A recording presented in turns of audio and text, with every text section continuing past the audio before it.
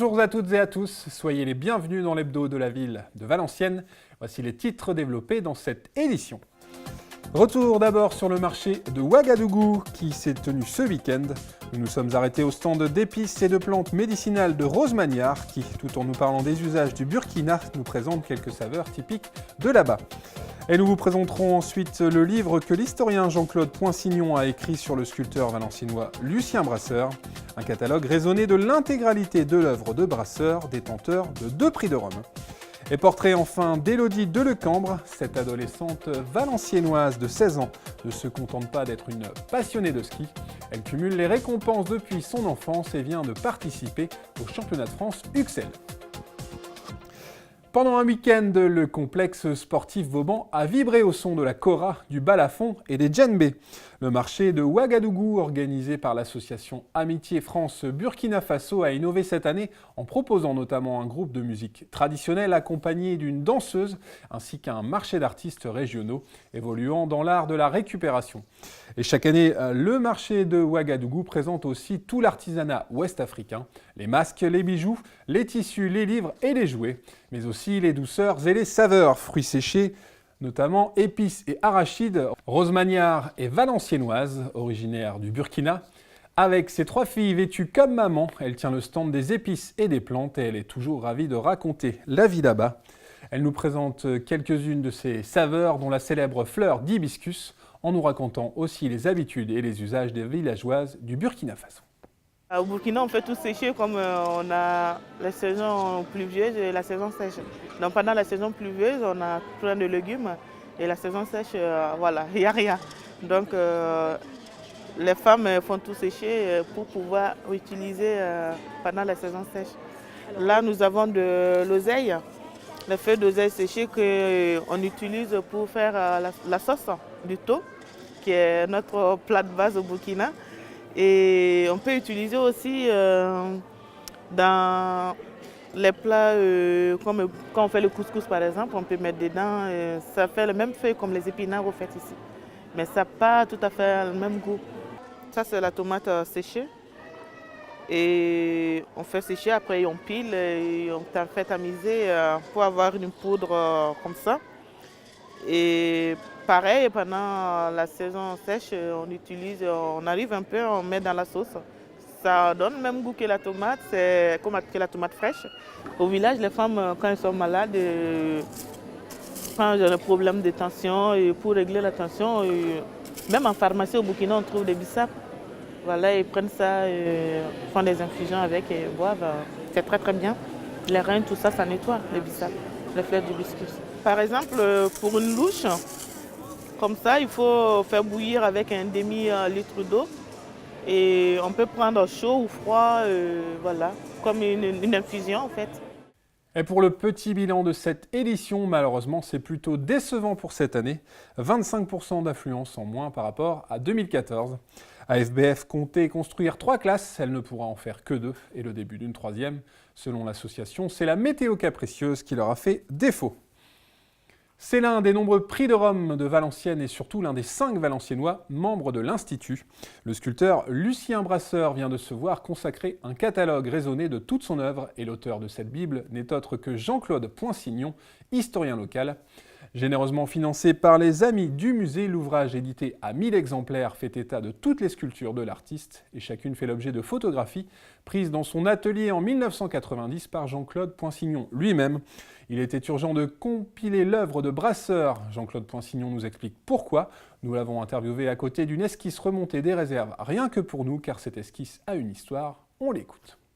C'est un projet de statue à élever à Baudouin-de-Constantinople, sur la place d'Armes de Valenciennes, à l'endroit où l'on avait imaginé mettre la statue de Watteau par Carpeaux. Malheureusement, cette commande, il y a eu des tas de tergiversations, elle n'a jamais pris corps réellement et Brasseur en a été vraiment très ulcéré. L'œuvre de Brasseur est une œuvre qui était restée beaucoup dans l'ombre de son atelier. Brasseur est quelqu'un qui a horreur de la réclame, il pense que sa sculpture se suffit à elle-même pour sa gloire.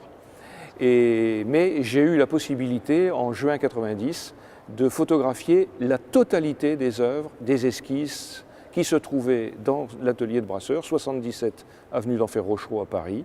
J'ai assisté 2 ans après à la dispersion de cet atelier suite à la mort de Marthe Brasseur, sa fille unique. Et le traumatisme a été tel que je me suis dit, il n'y a qu'une personne qui puisse témoigner de ce qu'était l'œuvre de Brasseur, c'est moi, il faut que je le fasse. Voilà, et je vous montre ce livre consacré au sculpteur Lucien Brasseur. Vous pourrez le trouver notamment à la bibliothèque municipale, au musée des Beaux-Arts de Valenciennes et dans toutes les bonnes librairies. Elle s'appelle Élodie Delecambre, elle a 16 ans et depuis l'âge de 2 ans, elle ne rêve que de ski. À 10 ans, elle décroche son étoile d'or et à 11 ans, elle remporte sa première compétition de ski. Et c'est cette médaille remportée contre toute attente qui lui a donné l'amour de la montagne et de ce sport. Depuis, dès qu'elle le peut, c'est là-bas qu'elle s'entraîne et tous ses professeurs s'accordent à dire qu'elle est douée. Élodie vient en effet de terminer 12e sur 40 au championnat de France UXL, alors même qu'elle a affronté des skieurs qui ont la possibilité de s'entraîner tous les jours chez eux à la montagne. Ce qui n'est évidemment pas le cas d'Élodie, puisqu'elle est lycéenne à Notre-Dame de Valenciennes. Nous l'avons rencontrée, et tout en étant pleine de rêves et d'ambition, Élodie a les pieds sur terre et sait ce qu'elle veut. Aujourd'hui, la jeune fille et ses parents recherchent des sponsors qui lui permettraient de s'entraîner davantage. On l'écoute. Cette année, là, je viens de faire le championnat de France UXL, donc pour mon lycée. Je me suis classée 12e. Ça m'a impressionnée parce que voilà, j'étais face à des gens qui faisaient ça toute l'année et j'avais un certain culot de me confronter à eux, mais bon. Après, c'est vrai que je me bats beaucoup pour réussir ce que je veux faire et le directeur de l'école de ski m'a dit qu'il fallait que je vienne m'entraîner autant que possible. Donc l'année dernière, j'ai fait une recherche de sponsors pour pouvoir partir m'entraîner un peu plus souvent. J'aimerais bien aller au JO, hein, mais bon, je suis consciente que c'est un rêve. Mais bon, en étant un peu plus terre à terre, j'aimerais bien rentrer dans la gendarmerie de haute montagne, donc dans le PGHM. Je suis mieux là-bas, mais c'est comme ça. Enfin, je vis bien ici aussi et c'est 2 mondes différents en fait. C'est comme si on changeait de vie. Et c'est important d'avoir des rêves et on lui souhaite de les réaliser. Et puis, comme chaque semaine, voici quelques idées de sortie pour votre week-end. Le salon de l'immobilier et de l'habitat se tient ce week-end au complexe sportif Vauban. C'est l'occasion de glaner une tonne d'informations si vous avez un projet immobilier, quel qu'il soit. Seront notamment réunis là-bas, dans un même lieu, des courtiers, des banquiers, des promoteurs et des agences immobilières. Puis sachez que l'association des notaires du Nord-Pas-de-Calais sera également pour vous y donner des conseils gratuits. Alors profitez-en. Et puis, n'oubliez pas d'aller expérimenter les thermes de France Distraction au Phénix. Jusqu'au 11 avril, Laurie Georget et ses acolytes vous proposent de vous immerger dans un bain de méditation insolite. Dans cette piscine, toutes les balles sont inscrites d'une pensée stoïcienne. C'est philosophique et à la fois très original, pensez-y. Et pour terminer, voici le nouvel agenda 2014 de la ville de Valenciennes. Il vient de sortir, vous y trouverez quelques idées de sortie pour occuper vos week-ends en famille.